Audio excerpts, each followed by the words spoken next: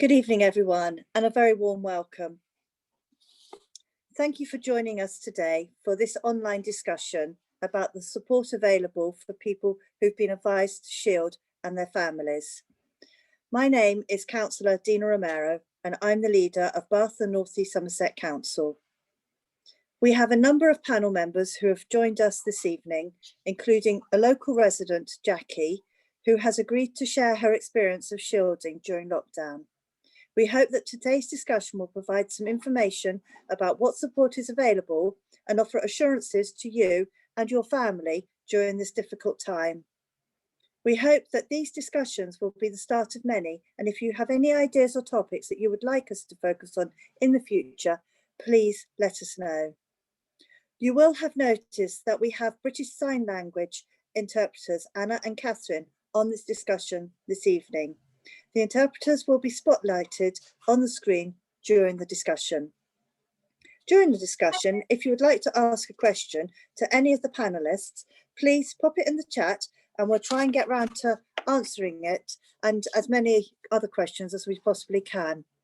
The chat function can be found on the bottom of your screen on the menu bar, but for other devices such as an iPad, you may find the button is actually in the top right-hand corner. Just type in your message and if we can, we will provide an answer straight away. If we can provide an answer straight away, my colleagues will respond, and any questions to the panel, we will try and get through as many of those as possible until we actually reach the end of our webinar.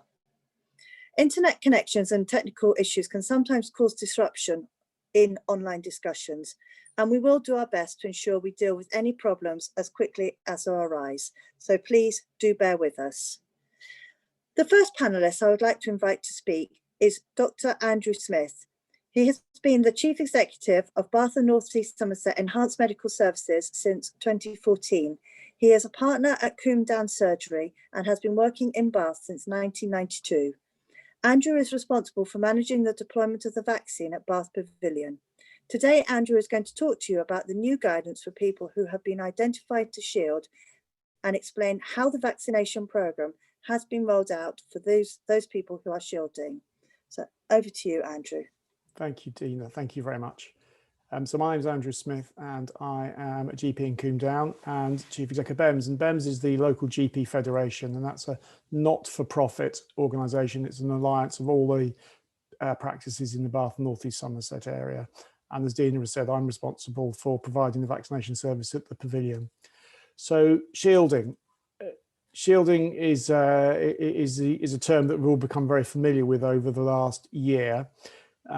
Technically, and this is one of the reasons it's confusing at times, is it's also known as the clinically extremely vulnerable group, but we've all come to know it as the shielding, defined as shielding, but it is slightly different to the high risk group, which is the 16 to 65-year-old group who normally would get the flu jab each year.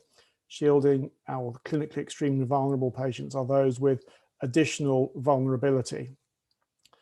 There are three groups of patients who've been defined as needing to be shielded. There's the original group who were defined last year, in March last year. There's those who have been added to the list during the year because they've become more unwell or by a consultant specialist. And then there's a new group who've been defined by following some research that's taken place over the last 6 months. And this is the group defined as Q-COVID. And some of you may have joined that group in the last 2 to 3 weeks and had an email or a letter from the NHS advising you of the need to shield. If we think about who's defined in the usual shielding group, then that list is fairly carefully defined and is defined by medical conditions on the whole. And it's quite a long list, so I don't propose to go through it now, but it does include those with organ transplants, specific cancers, severe respiratory conditions, certain learning disabilities, and certain other medical conditions.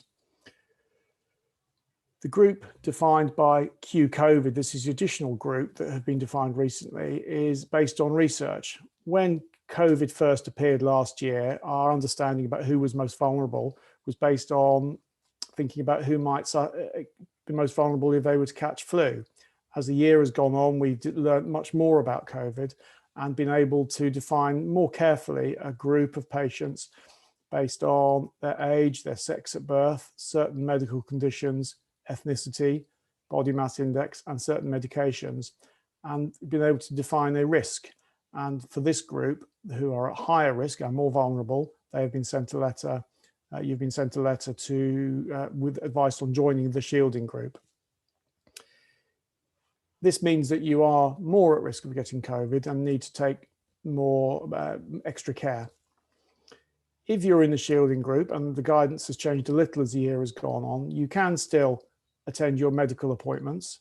You can still exercise on your own. You can still be part of a support bubble. You can meet one other person outdoors. Your carer, if you have a carer, can still come and see you and help look after you at home. With regards to work, ideally you would work from home if possible, or reasonable adjustments need to be made by your employer. And also you're eligible for support with care and with shopping. And in addition to that, you are in the priority group for vaccinations. From the point of view of the vaccinations at the pavilion, we've now completed nearly 24,000 vaccinations at the pavilion. And in that were group 4, cohort 4, who were the clinically extremely vulnerable group, the shielding group. It's probably three weeks ago now or so, we set aside 2 days where we took on extra staff and had a slower run rate so that there was more spacing, and invited all those in the shielding group to come down to the pavilion to be vaccinated. Now, so I hope all of you who are part of the practices in Bath who are working through the pavilion did get an invitation, but if not, then please do get in touch with your GP and we can arrange for you to come in to be vaccinated. Some of those who are shielding are housebound, and we have been out vaccinating those patients who are housebound. There are around 700 patients in Bath who are housebound for medical reasons, and around 1,200 or so across the whole of Bath and North East Somerset. They've been visited by nursing team and GP teams and visited in the home to be vaccinated. We're now planning the second dose for that group.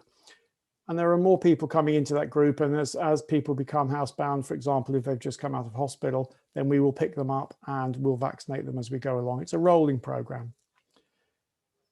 With regards to the pavilion, as I say, the pavilion is now operating most days of the week, depending on stock. And we've now almost completed all the first doses for the over 50s, having completed nearly 24,000 vaccines. And we're just beginning to start the second doses for patients the week after next. Thank you. Thank you very much, Andrew. I'm just going to ask you to clarify one comment that you made, which I think you referred to a group as the CU COVID group. Could you just clarify? Sorry. Is that the same as the group you were talking about? Yeah, it's Q COVID. Sorry, I misspoke. It's Q COVID is that group. And we have two shielded groups. Then one is the original, and this is the second. Yes, exactly. It's the third group. The second group is those who become shielded during the year because they've become unwell with other medical conditions and been diagnosed during the year or started new medications. And then the third group is the group who've just been scored with a Q COVID score to give them that risk. And you would know which group you were by, and you would have received. You would have received a letter or an email and from the government. Yes. Okay, that's great. Thank you very much for that clarification, and thank you, Andrew, for outlining the work you've been doing. I would now like to invite Jackie Head, a local resident from the Chew Valley. 3 years ago, her life changed radically. From being the head of counselling at Bristol University, a mum of 3, a runner, and active in her community, to being disabled through chronic ill health. Because of her lupus diagnosis, additional health complications, and her immunosuppressant medication, she has been shielding for most of the last year. Jackie has told us, it's been tough, but I've learnt a lot, and now feel well adapted to these rather crazy circumstances. So thank you, Jackie, for joining us this evening. Your life has clearly changed quite a lot during the last year, like so many people who have been shielding. Can you tell us about how you've adapted to your new life? Yeah, sure. I mean, a lot of the adaptation that I had to do was sort of 3.5 years ago when I became very ill and had to change to a much smaller life. And so the step into shielding may be not so great as some other people who've now just been told they're shielded. They may have been leading perfectly normal lives and now they're having to adjust it very strongly. But I guess my experience 3.5 years ago gives me some insight as well into what that must be like. I think for me, there's the pragmatic adaptations that you have to make. You know, how am I going to not share a bathroom, or how am I going to make sure that I don't, that I have stay in a room? What do I need in that room, and what can I set up, and so on. So there's been all of that journey to go on, but I also think there's a psychological journey to go on.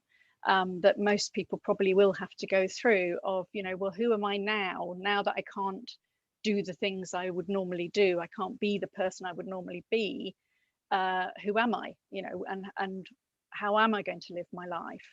And so there's quite a sort of adaptation for me towards thinking about how can I have some sense of agency and some sense of value, even though I'm just living in one room, and can't do some of the things I might have wanted to do.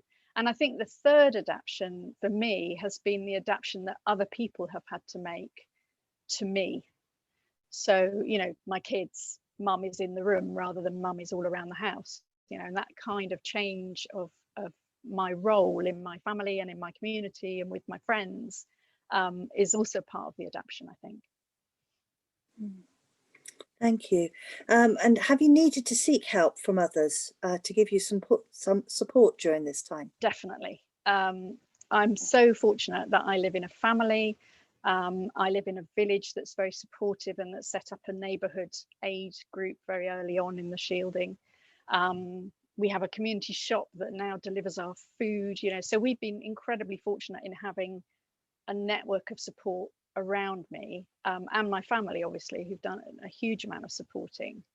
But even with that, there have been times when I've had to sort of reach outside that and to kind of try to find someone to pick up my medications, or and at one point I did phone the wellbeing hub because I thought, who am I going to talk to if I want to talk about the things that I'm finding difficult, but I don't want to worry my family? So I did phone the wellbeing hub and found out about that, and it was really good to know it was there. In fact, I haven't used it, but I know it's there, and that's been very useful. Oh, that's really good to hear. So sort of just touching on your family life, what has been the most challenging thing you and your family have encountered?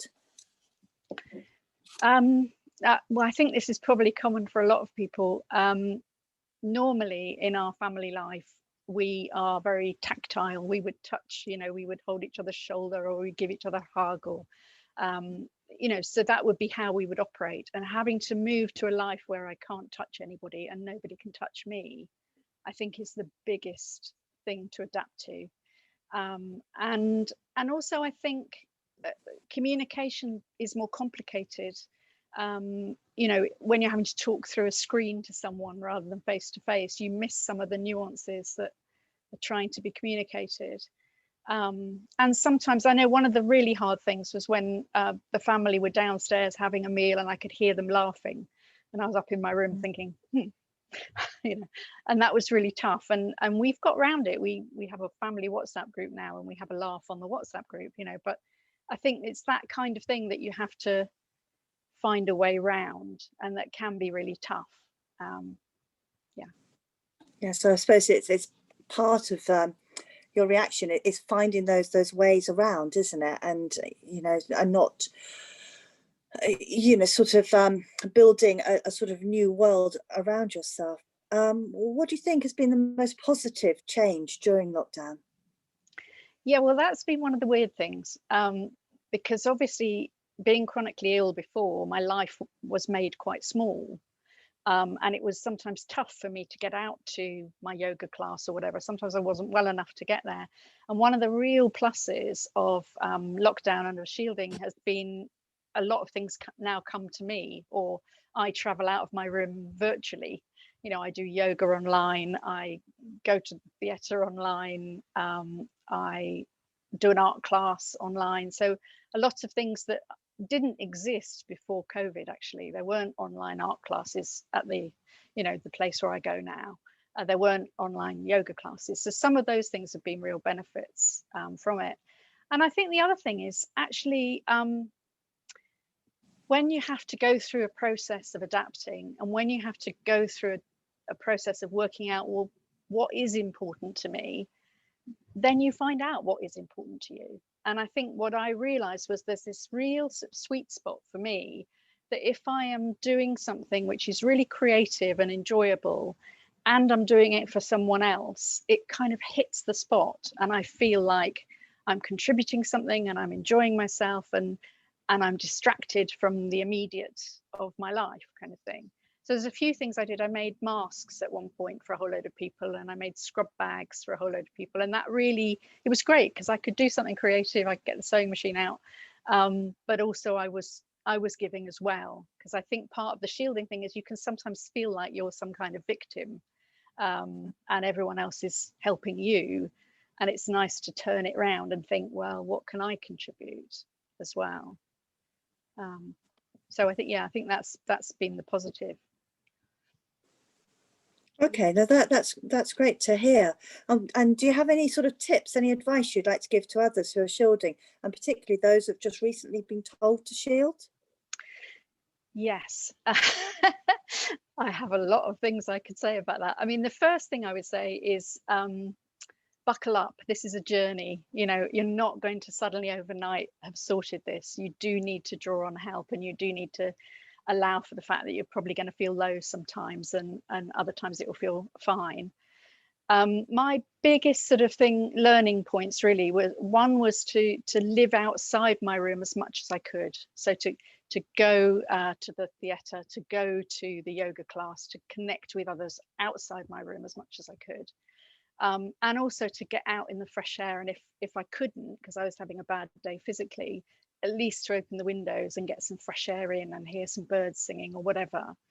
And I think the other thing about that is sometimes drawing the outside in. So my room now, my bedroom, which is now my bedroom, my husband hasn't been able to share it for the last year.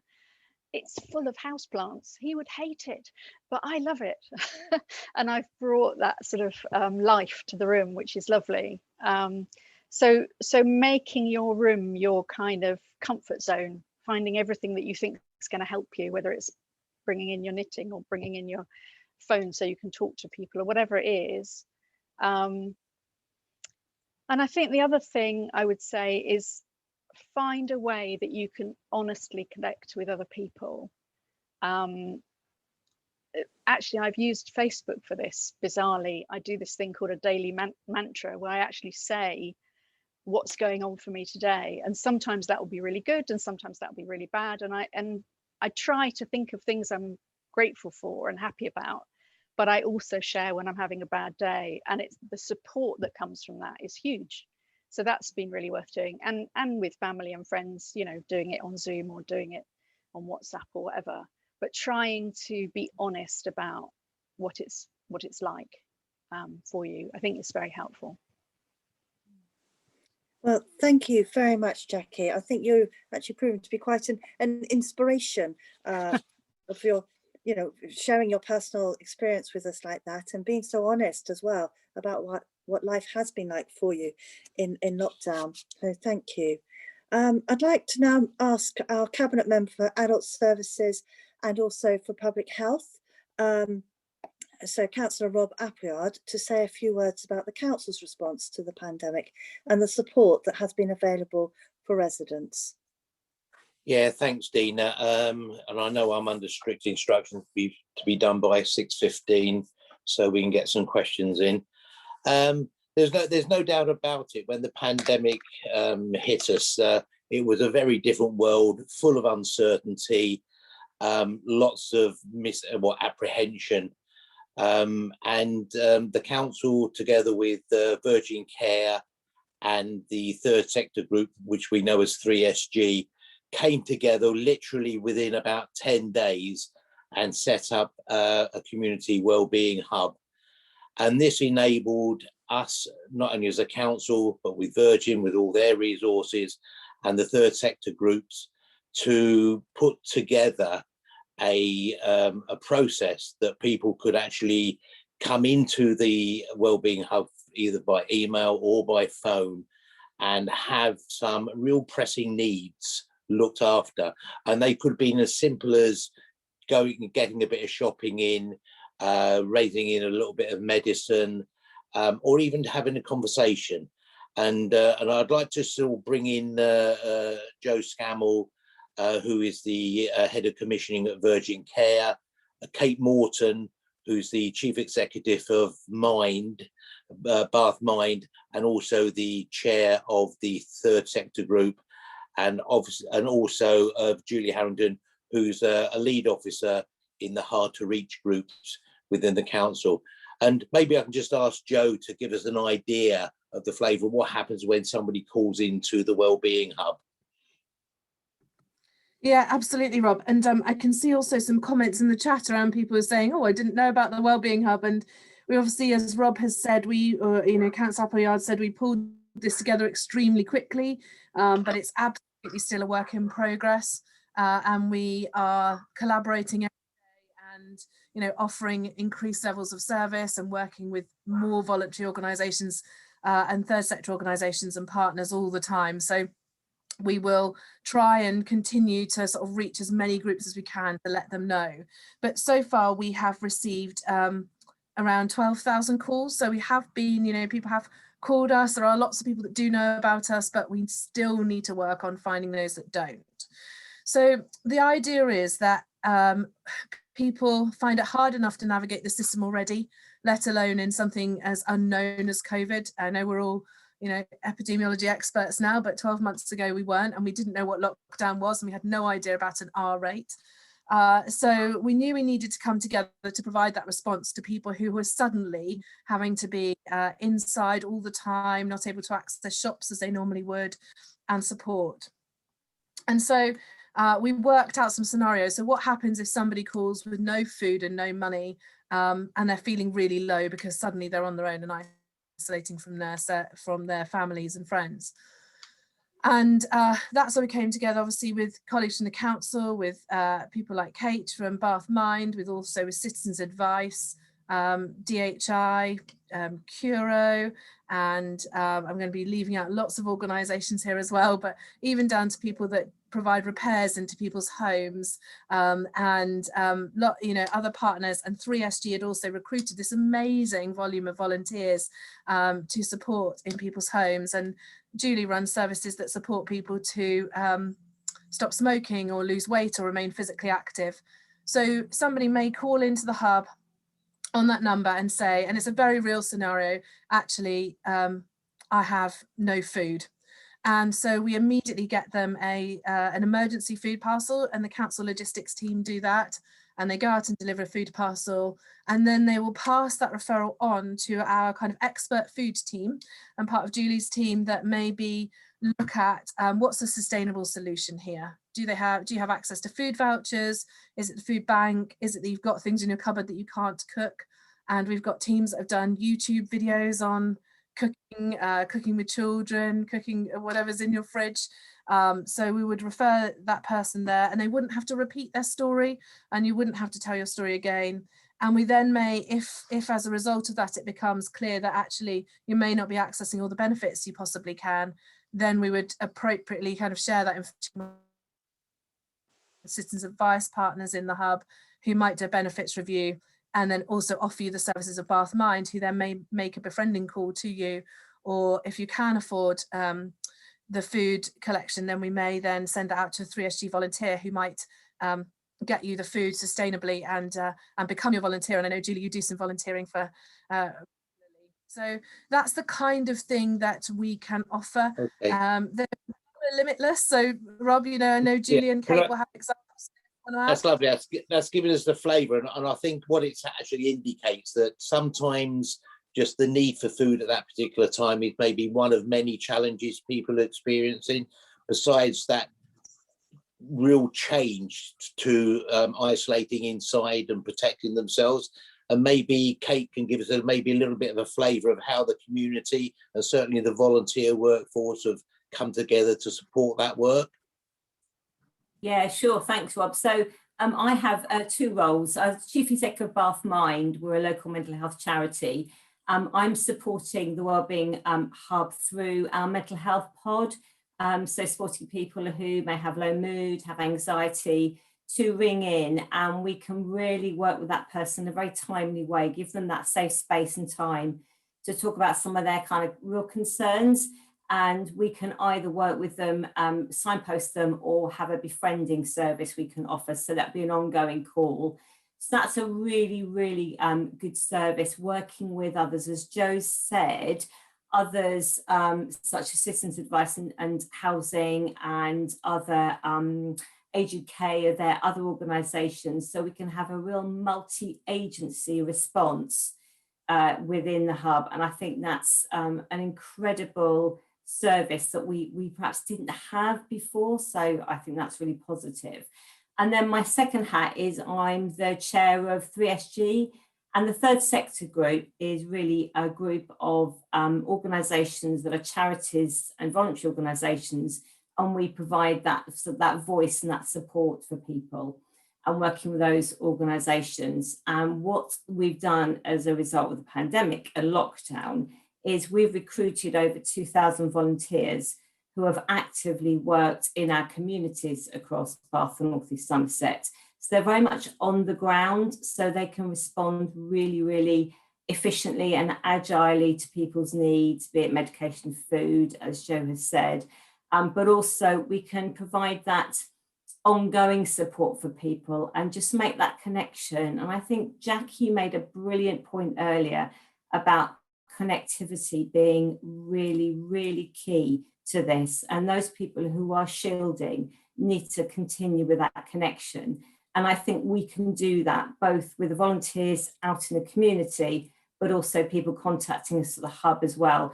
Just having that conversation and that connection is going to be really, really key. So the work that the Wellbeing Hub's done or is doing actually complements many groups that instantly set up in their very local communities, whether it's Keynsham or the Summer Valley. And those groups carried on and supported the very local needs, but felt they could then refer additional support requests into the Wellbeing Hub, so it became a very connected piece over all of the authority. Is that right? That is right. Yes, we've really worked hard to complement the existing groups that exist in our community to link in with the hub and develop that wider spider connection, is the only way I can describe it. So we can all come together, and the local groups, say in Keynsham, Midsummer, Norton, would know who else to turn to if they need that wider help, be it money issues, be it housing, be it just supporting with low mood and anxiety. So it creates a kind of a larger family of connection. Yeah. Okay. I mean, and obviously, Kate, can I just... Yeah, go on, Jo. Oh, sorry, Rob. Can I just add on to that? Because someone put in the chat something that was quite pertinent to what Kate has said. So Kate had referenced about these groups, and it's not about taking over. So somebody referenced they've just been called by Curo, but what we've done behind the scenes is worked with Curo to make sure that Curo are linked into the hub. They come to multidisciplinary meetings every week, and the carer centre comes to weekly meetings as well. So if they had any concerns and they understand what support's available, they would then bring that back in. So Kate's absolutely right. It's not about taking over networks. It's sometimes about the work that goes on behind the scenes to make and connect those dots. And I just wanted to add that in because someone had asked today. Thank you. I couldn't read the chat. Apologies. Yeah, and I think it's quite important to know that 3SG, I think the membership of 3SG is over 100 of our organisations. Is that right? 200 now. 200. Okay, I'm a bit out of date there. So that just goes to show the effectiveness of everybody coming together. But while this has all been going on, there is still lots of, if you like, business as normal requests and needs in our community. And I think this is where Julie's played a big part in helping maintaining that activity. Is that right, Julie? That's correct, Rob. Yeah, hi everybody. Nice to speak to you all this evening. Yeah, I mean, for us, we picked up the work from the hub very rapidly and very quickly, and the hub became a living creature quite rapidly, and we're all very proud of how that it became a living thing that functions now, you know, for so many of us. But, you know, alongside that, we carried on with our day job, and our day job was supporting people to stop smoking, helping people with weight management, helping people with their mental health prior to COVID, helping people with their diabetes education, and helping families with their weight management of their children, and the supporting family. So as well as offering the support via COVID, we've also continued to support people to improve and maintain their health during this time. And that's been a real interesting journey for us, because we've gone from very much meeting face to face, which we love doing, you know, working with young children in schools, meeting our smokers at our droppings, and same with our diabetes education. And we've gone from doing that very quickly to be all online and telephone. But one thing that we have found is it works beautifully, and most people have responded really, really well to the new change. And we've continued to support people to stop smoking. And in fact, we've done very well with that. We now offer free e-cigarette to people that may be interested. And we continue to run our diabetes education courses, as well as our Henry courses, which is a weight management, behaviour management program for children, as well as our other courses for children. Our Cook It program has been fantastic. You can learn to cook a meal with what you have in your store cupboard, and encourage your child to be more active and to lose weight, as well as working in the hub, managing all the aspects of that as well. It's been really challenging, but really good for us. Thank you very much. I mean, to put it into context in terms of the clinically extremely vulnerable, I think we had a vulnerable list at the beginning of COVID, and once we'd sorted out the proper procedures for contacting these people, allowing for the controls on data protection, etc. I know that the council sent a letter out, and then I think, is that right, Joe? Everybody was then contacted by phone to ensure that they knew that the hub was there for them, and obviously to check on their well-being at that time.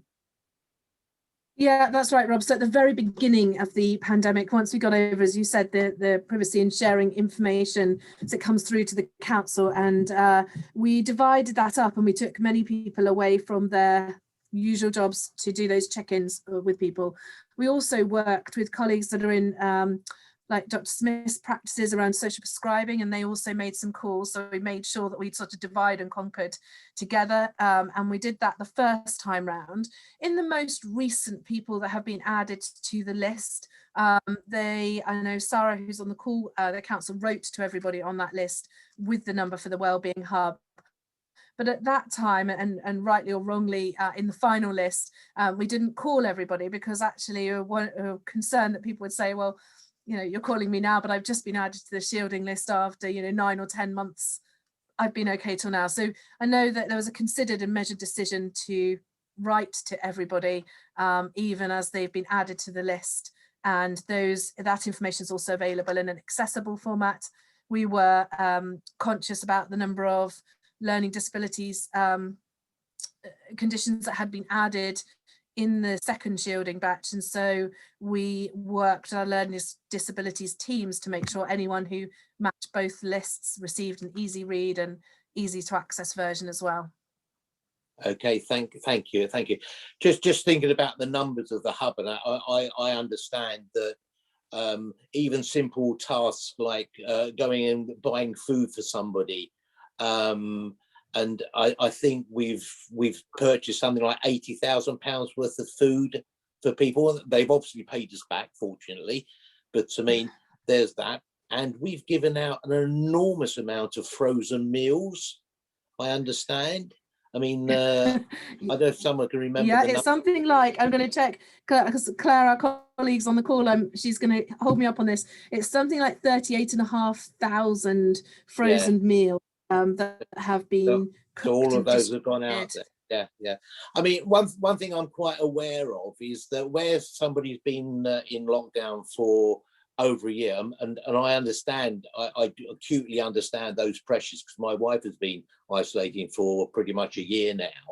there's a matter of confidence, because when finally we get to a position where, you know, we can start going out and maybe engaging with people and everything like this, we've obviously got to try and manage people's, if you like, mental well-being in terms of their confidence to go out and start mixing and everything like this. And I think this is where, you know, Bath Mind and the hub will then further play a part. Is that right, Kate?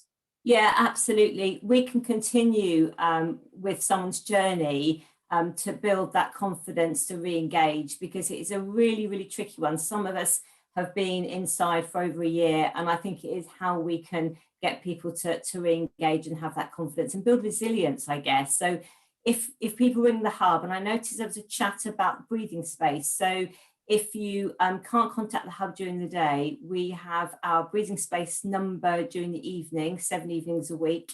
The details are in the chat, and I think Sarah will put the information at the end. Do call that number, and we can give you some really helpful tips and practical advice on how to build that resilience and reconnect. There's lots of some really good things that people can access. We have a befriending service as well.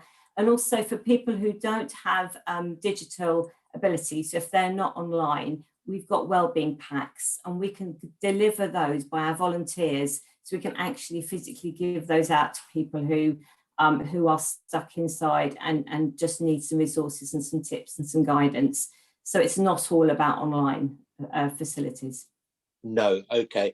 The good news about the hub is that we've managed to certainly secure its existence for certainly the next 18 months. And I would just like to mention out, and I will embarrass obviously Joe and obviously Claire, who's not on the call, and besides Kate and all the team, the Wellbeing Hub is being seen nationally as an exemplar of community support. The way we've managed to pull together all the organisations without the normal difficult conversations that councils and, you know, health and that generally have. Everybody seamlessly came together because they knew it was the right thing to do. And so personally, I'm immensely proud of the services that you've actually provided to our community. And if we're talking about the number of people that have, you know, found comfort, even by just a weekly call from somebody who just lets you know and has a chat about nothing in particular, it's made a huge amount of difference to a lot of people that have been shielding. So thank you very much. Thank you to the hundreds of community workers out there and everything like this. And this work will carry on because, you know, we're not out of it yet. And I think what will happen is that the Wellbeing Hub will become embedded in all the work that we do. So thank you very much. I don't know if there's anything else that you would like to add on there, Joe? Oh, sorry, Julie, go on. People did say they hadn't had any details about the hub and were unaware of it. Everybody should have received a letter in the post from the council, which looks very similar. So look out for it. It's a lovely yellow and purple. You can't really miss it. So have a look, you know, check your post boxes, because everybody in Bath and North East Somerset has received the information about the Community Wellbeing Hub. Unless you've suddenly appeared from Mars, then I think if you go on the bank's website, it's on there. The phone number is 0300 247 0050. It's imprinted in my mind. So it's a single number. Get into there, and then whatever you need, you'll get sort of that support in that areas. Anything you want to add, Kate? No, I think that's fine. I think it's that wraparound service as well in the evening, which is okay. Helpful. Joe? Yeah, so I was just going to add a couple of things, Rob. One is, I realise that we're talking about the clinically extremely vulnerable today, but we're not limited to clinically extremely vulnerable. In the Wellbeing Hub, this is a universal service for everybody now to access. And as hard as this year has been, I know that colleagues on the call will agree, this is the way that we want to work. There has been immense satisfaction for our organisations from coming together and not having to ask people to repeat their story, from getting them the right help more quickly, from working together in the same place, albeit, you know, sometimes digitally, sometimes socially distanced, a lot more closely with health and social care colleagues. So I think there have been so many positives, not just for the services, but for our own colleagues and the volunteers that work in the way that we're working. And I think we're quite privileged to be in that position whereby we've got an incredible third sector resource and support and network and organisations out there that want to work together. So we have been in quite a privileged position, as well as being able to provide a service. And we're not saying we've got it all right. We've got quite a long way to go. We've got more improvements. We want to extend our services, but it's been really great for organisations to work together to help people that need it, and not, for clinically vulnerable, but not limited. And with no Okay, thank you very much. Just before I hand over to Dina, because I think I'm just about on time here. I mean, it's fair to say that our National Health Service, our hospitals, get a huge amount of accolades in what they're doing. Let's not forget our care sector, hugely important. Virgin Care are delivering so much benefit and support for us. So thank you for them. And I'll now hand you back to Dina. Thank you very much, Rob, and perfectly timed. So I just want to emphasise that point that's been made by everyone in that conversation. If you don't think you're getting the support that you need, and whether or not that's to do with everything from money matters to health matters to whatever, please call the hub. As was said, there's 200 agencies who are members of the 3SG, so they can, I'm sure, find a way of giving you some help and some support. So please call the number. I'll make sure that that is attached to the webinar when this is put onto the Baines's YouTube channel in a day or so, but I know the number is in the chat as well as we are speaking. So thank you to all of our speakers. I'm now going to move on to some of the questions that we've been sent in. So I'm going to start off with some of the ones that we've been that have come in prior to the webinar, and I'm going to start off with this one, which is, why have I been added to the shielding list at this time? So I don't know who wants to pick that one up. Unfortunately, I can't see everybody on my screen anymore, so I don't know if... Dina, would you like me to pick that up? Yes, please. I'm sorry, I can't see you. It's so Andrew, there you are. So no, that's fine. So I'm a bit in the dark here, so I'm just going to cut down a little bit. So patients have been added to the shielding list now, either because they've had a change in treatment or a new diagnosis, or because they have been assessed via this piece of research called Q-COVID as having a risk that is higher than normal. And that risk score is based on research that's taken part over the year, and is a score based on their age, their sex at birth, medical conditions, certain medications they might be taking, and body mass index. And that gives a score that is over a certain threshold. Then the advice is that you should shield in order to protect yourself from COVID infection. Thank you. That's very, very clear. And what about those people who've been asked to shield but have also received their COVID vaccination? Can they now leave home and meet other people? No, you should. If you've been vaccinated, whether you're shielding or not, you should continue to follow the current guidance relative to yourself. So if you are in a shielding group, you should continue to shield and protect yourself, your family and friends until the guidance is lifted later in the year. Okay, and do you have any idea why shielding was extended for those that may have already received their first vaccination?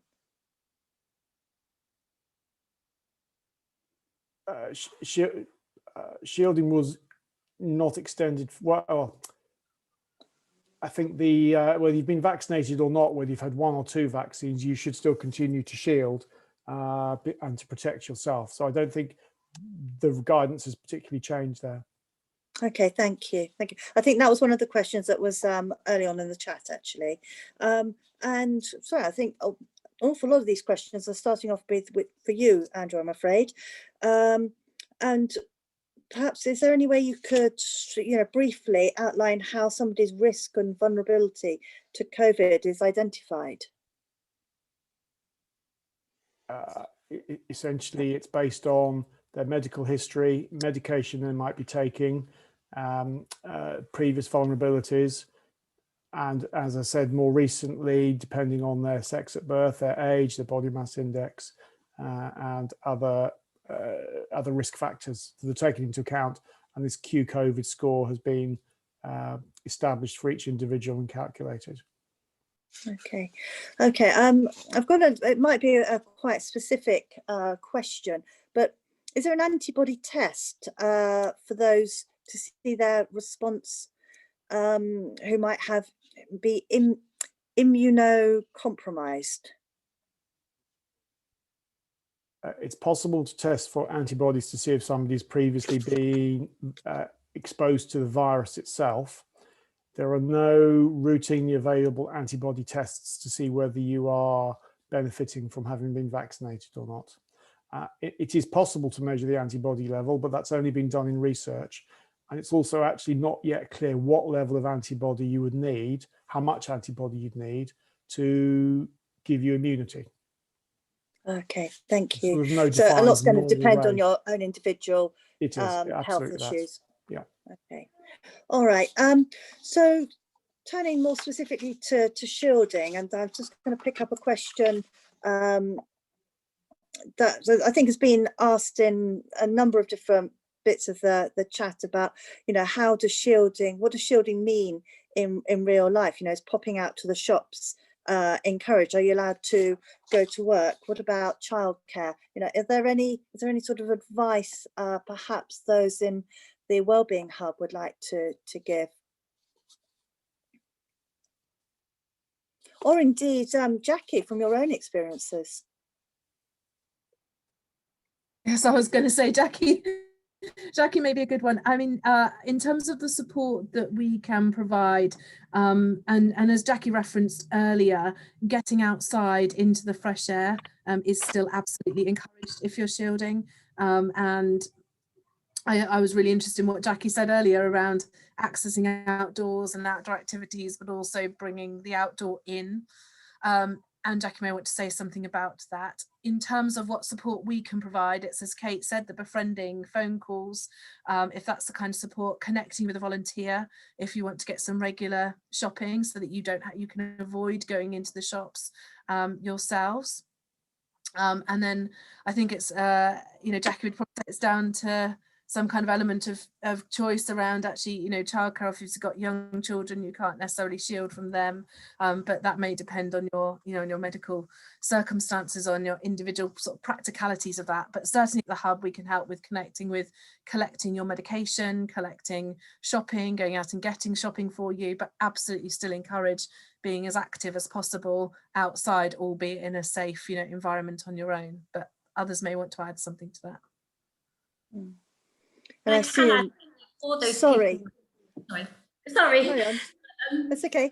Concerned about their other general well-being, because like I said, there was life before COVID, and we still offer, expert diabetes education courses online, which is just fantastic and very interactive. And we can also offer some advice on weight management and physical activity, and that physical activity could just be, advice on what you can do that from in a chair.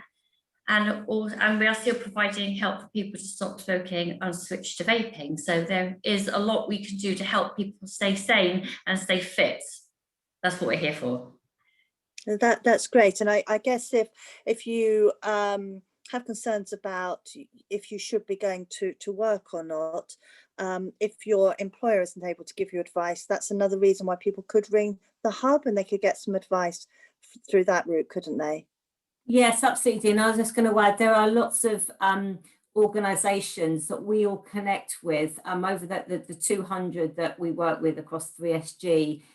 We have that very, very rapid connectivity, so we can really respond to that and to those issues. And I'd also pick up on Julie's point that life before COVID, we are all still operating our business as usual. We're still providing lots of different services.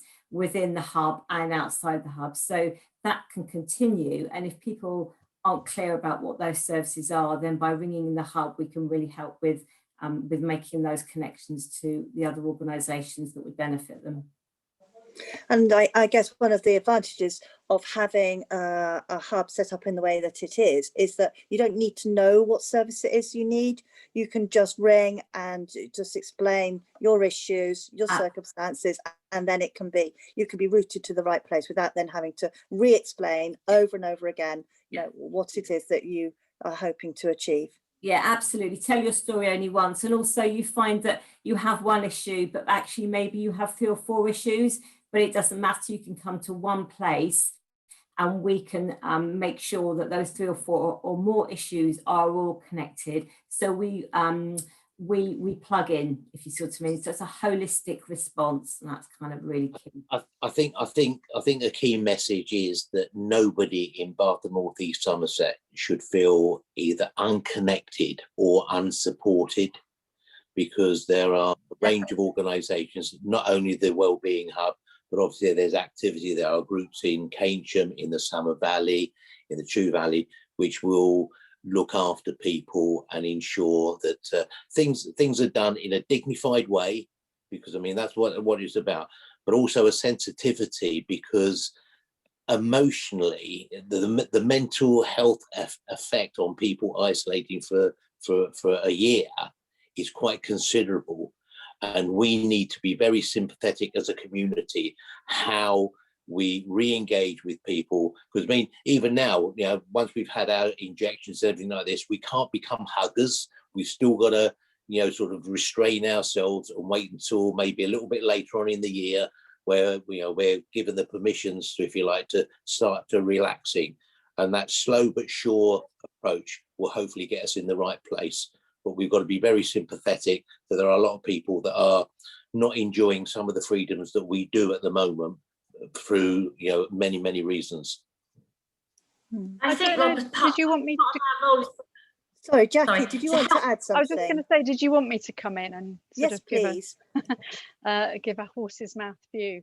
I think the thing I would say is that the thing that's been perhaps most useful to myself in managing my own well-being is having a very gentle, compassionate attitude towards myself, and not being too demanding on myself. And if I haven't got up the courage to do such and such on a particular day, which could be phoning the hub, you know, to not give myself a hard time about that, but to recognize that actually it's really difficult to be in a position of asking for help. It's a really hard thing to do, and I think until you've been in that position where you have needed to ask for help for your very sort of survival and well-being, you don't really know how hard that is. It's extraordinarily hard. So my strongest thing I would say to people is be gentle with yourself. Maybe imagine yourself from the outside. You know, if your best friend were you and they were trapped in a room and they were feeling like they didn't know how to get support, didn't know if they felt worthy of it, didn't know if it would be awful or terrible, what would you say to them to help them do that? And you would probably say things like, oh God, you're having a really bad day today, aren't you? Don't worry, you know, this will pass. It won't stay like this. What can you do that would take you a step towards asking for help? And that kind of compassion towards yourself, I think that's the first step. Phoning the hub is the second step. That's my feeling anyway. Thank you. I think that's really helpful, and also I guess useful to know that it is hard to ask for help. And so I think if you can understand that yourself, then perhaps you're already one step further to getting the help that you may need. Sorry, Julie, I did cut you off earlier. Is there anything else you wanted to add? Right, no, I think you hear what Jackie had to say. I just wanted to say that part of the joy of the hub has been that we've been able to help people in an emergency situation, but also we've been able to help people and able to help themselves. So that it's because it's been, most people have got a story and they're on a journey, and we've been able to help them with part of their story and we're part of their journey, but we've also been able to help them take the next step themselves. So empowering people to be able to find their own resources is massively beneficial to people, and we don't want anyone to feel judged or inadequate for phoning us, because we know stuff that you don't know, but we can help you to help yourself. So we make no judgment, we make no call, we're just there to offer that hand of friendship when it's needed, and to give people what they need at the time. And I know that we've managed to do that. So there should be no fear of calling us, and hopefully we're just here to help you for the time that you need it. Thank you very much. Now, I'm really sorry, particularly as we haven't answered all the questions that were in the chat, but that is all we've got time for this evening. So if you've missed anything and want to watch it back, you will be able to watch this again on YouTube. You just have to search Bath and Nest Council YouTube page, and it will be listed there in a few days' time. So please, share this link with your family and with friends. Clinically extremely vulnerable adults are receiving priority access to vaccination.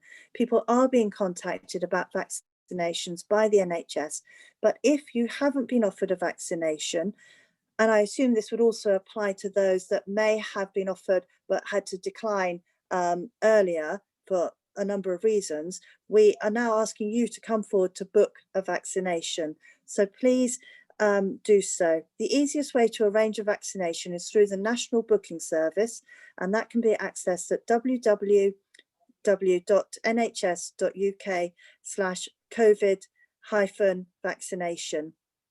The system allows patients to choose a time slot and location that suits them. All of these websites and all the telephone numbers will be available attached to this webinar when it's put onto YouTube. So if you're unable to book online, call 119 free of charge anytime between 7 o'clock in the morning and 11 at night, 7 days a week. If it is suitable and convenient, and if a suitable and convenient slot is not available, you may call your GP practice. So finally, before I finish off, I want to say thank you to everyone out there for all the work that they've put in over the last year. We know how tough it is for everyone, and we are so grateful to all our residents for their contributions during these incredibly difficult times. So whether that's been staying at home and staying safe, volunteering in the community, delivering food parcels, or going out every day carrying out critical roles in the community, thank you for helping. Please, everyone, please keep following all the rules: social distancing, washing your hands and covering your face, and shielding if that's what you've been asked to do. So can I say once again, thank you to all of our panelists, to everybody who's worked on this webinar, and to all of you too for watching this and for giving us your questions. So on that note, I'd like to say good night to everyone.